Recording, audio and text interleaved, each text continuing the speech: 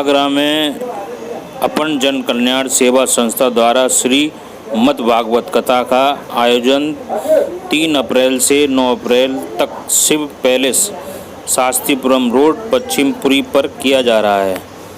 पत्र निवोचन प्राचीन हनुमान मंदिर भगवान भावना टावर सड़कों के सामने कैलाशपुरी रोड पर किया जा रहा है।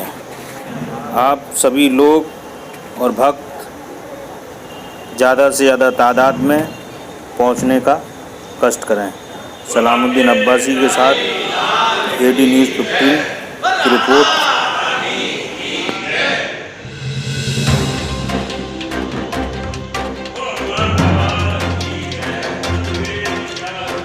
अपने कर्मों से भाग्य कटते हैं।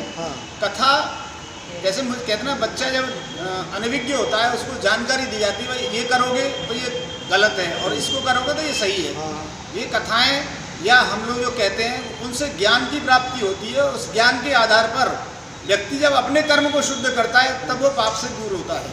तो केवल कथा सुनने से नहीं होता, सुनने के बाद उसका मनन करेगा, चिंतन करेगा, उसके बाद उसके अपने जीवन में क्रिया रूप में परिणित करेगा, तब जाकर उसका असर होगा। कथा स्थल पर कितने लोगों के बैठने की क्षमता है? कथा स्थल पर बैठने की 2000 की क्षमता है। अच्छा। और हमने ये विचार किया है कि जैसे कोरोना कालखंड चल रहा है तो सभी मास्क लगा कर नहीं आएंगे तो वहाँ व्यवस्था रहेगी, सभी के लिए सैनिटाइजर की व्यवस्था रहेगी और थोड़ा सा स्पेस दे करके दूरी पर जितनी उचित दूरी आवश्यक है उतना रख कर हम व्यवस्था करेंगे, जिससे किसी को कोरोना के कारण से कोई व्यवधान ना हो। कथा हॉल में है या पंडाल लगाना? पंडाल लगाया जाएगा और एक बड़ा पंडाल है और स्थल भी बहुत रमणीक है। 2 चीज़ें होती हैं, एक तो कथा कहने वाला कैसा है, उसको किस भाव से कह रहा है, और जहाँ पर उपस्थिति है वो उसका मनोरम दृश्य कैसा है। अगर अच्छा दृश्य है तो उसका भी प्रभाव होता है। हम कभी देख नहीं आते किसी चित्र को तो किसी की कही हुई बात का अंतर नहीं आता, उसको देखकर ही अंदर आ जाता है। तो उस दृश्य का भी ऐसा प्रयास है। हम लोगों के माध्यम से हमारी सारी टीम इसमें लगी हुई है और आप सबका भी बड़ा सहयोग है, समय निकाल करके आए हैं। आप सबको भी धन्यवाद इस बात का है तो सर्व व्यवस्था प्रमुख की जिम्मेदारी मुझे दी है और मेरी तरफ से कोई त्रुटि होगी तो आप मुझे क्षमा भी करेंगे और ये चाहेंगे भी कि आप सभी परमात्मा के अंश हैं, मेरी तरह हैं।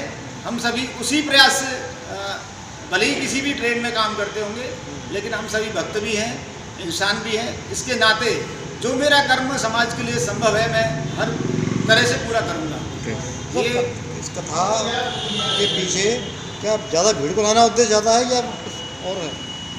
भीड़ लाने का उद्देश्य नहीं और कोई भीड़ भी नहीं होती है। ये भीड़ शब्द ही मुझे बहुत गलत लगता है। मैं इंसान हूँ, बाकी सब भीड़ है, ऐसा क्यों सोचते हैं? भाई ये भी इंसान है, ये भी इंसान है, सब मिल गए तो भीड़ हो गई। भीड़ नहीं है, हम सभी इंसान हैं और इस नाते जितने लोग अधिकतम सुनेंगे, भीड़ का उद्देश्य नहीं है, जितने अधिकतम सुनेंगे अपने जीवन में परिवर्तन करेंगे तो उनका जीवन धन्य होगा। परमात्मा का दिया हुआ जो जीवन है वो धन्य होगा तो हमको खुशी होगी, क्योंकि हमारे द्वारा इस प्रयास को किया गया और प्रयास के माध्यम से अधिकतम लोग जो है उसके लाभान्वित हुए और जिन्होंने अपने जीवन में चरित्र निर्माण कर लिया, उससे बड़ी कथा उनके लिए कोई नहीं है। राष्ट्रीय कथाकार दीदी श्री जी का ये भागवत कथा का श्रवण आगरा शहर में पहली बार हम सबको सुनने को मिलेगा। शास्त्रीपुरम क्षेत्र में ये कथा शिव पैलेस विवाह स्थल पर रखी गई है। कोरोना की सभी तरह की व्यवस्था वहाँ रहेगी। मैं पूरे आगरा शहर के सभी बंधुओं, विशेषकर शास्त्रीपुरम और सिकंदरा क्षेत्र की माता बहनों से 2 अप्रैल की कलश यात्रा में सहभागी बनने का और 3 अप्रैल से 9 अप्रैल तक 7 दिन भागवत कथा श्रवण के लिए सभी से आग्रह करता हूँ, निवेदन करता हूँ। कथा जो है भागवत कथा सुनने से, श्रवण करने से बोलने वाले और सुनने वाले दोनों का ही कल्याण होता है और ये हमारी सांस्कृतिक परंपरा और जो सनातन परंपरा चली आ रही है ये उसका एक दर्पण है। और भागवत के बारे में कहा जाता है कि भागवत जो है वो भगवान के द्वारा अपने मुख से बोले गए वचन हैं। तो सीधी सीधी बात ये है कि भागवत कथा सुनने का मतलब ये है भगवान की जो बोली है, भगवान के जो वचन है उसको सुनना और उसका श्रवण करना और उसको अपने जीवन में अमल करना। और बिना भागवत कथा के मतलब मनुष्य का जीवन अधूरा है। हमारी जो सांस्कृतिक एकता है, हमारा हो सकता है कि राज्य की दृष्टि से हम अलग अलग हों, लेकिन जो सांस्कृतिक भारत ये है, आप सभी जानते हैं कि हमारे देश में कहा जाए आर्यावर्त, जम्बू द्वीप और भरतखंडे, ये आर्यावर्त क्षेत्र ये पूरा विस्तृत भारत था। यानी संस्कृति हमारी इतनी सनातन संस्कृति बहुत विशाल संस्कृति है। ये जम्बू द्वीप भरतखंड है, जिस भारतवर्ष में हम रहते हैं जो अब विभाजित हो चुका है वो भरतखंड है। वास्तव में हमारी जो संस्कृति है, जब आप भागवत को पढ़ेंगे, उसका स्मरण करेंगे, उसका ध्यान करेंगे, उसका श्रवण करेंगे, तो आपको पता लगेगा कि कितनी रिच हेरिटेज को हम बिलोंग करते हैं। दुर्दैव की बात ये है कि हमारे ये जो आजकल के युवा हैं ये इसको भूलते जा रहे हैं। ये भागवत कथा का आयोजन केवल इसलिए होता है कि हम अपनी संस्कृति से रूबरू हों।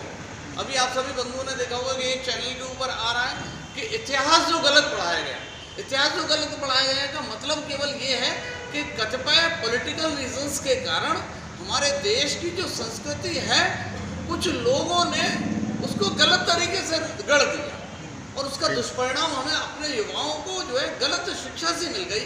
आज जो हम इतिहास पढ़ रहे हैं वो हमारा जो इतिहास है वो विकृत इतिहास है।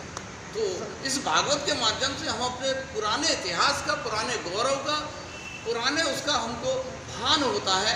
उसके द्वारा हम अपने सारे 16 संस्कार, ये सब चीज़ें कथाओं के द्वारा हम सबको ज्ञान। धर्म के प्रति लोगों का रुझान कम हो रहा है, इसलिए कथा की जा रही है क्या? मैं आपकी इस बात से पूर्णतः सहमत नहीं हूँ। असल में बात यह है कि धर्म भी बढ़ रहा है और पापाचार भी बढ़ रहा है।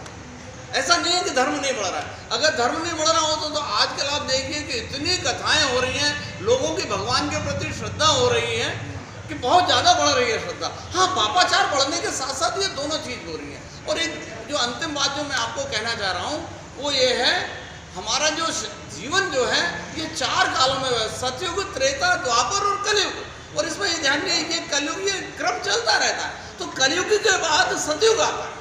इस बात को ध्यान रखने की आवश्यकता है। इसका मतलब ये है कि इस पापाचार के बाद धर्म का युग आएगा, सतयुग ही आएगा। जहाँ तक महिलाओं का सवाल है, हर समाज का, हर देश का, राष्ट्र का उत्थान महिला के द्वारा ही किया जाता है। अगर एक घर में महिला संस्कारी है तो वो अपने पूरे परिवार को संस्कारित कर पाएगी और साथ में अपने समाज को, अपने देश को भी संस्कारित कर पाएगी। भागवत कथाओं में जाने से न सिर्फ महिला खुद पोषित होती है, वरन उसके साथ का पूरा परिवार, उसके साथ का समाज भी पोषित होता है। भागवत कथाओं में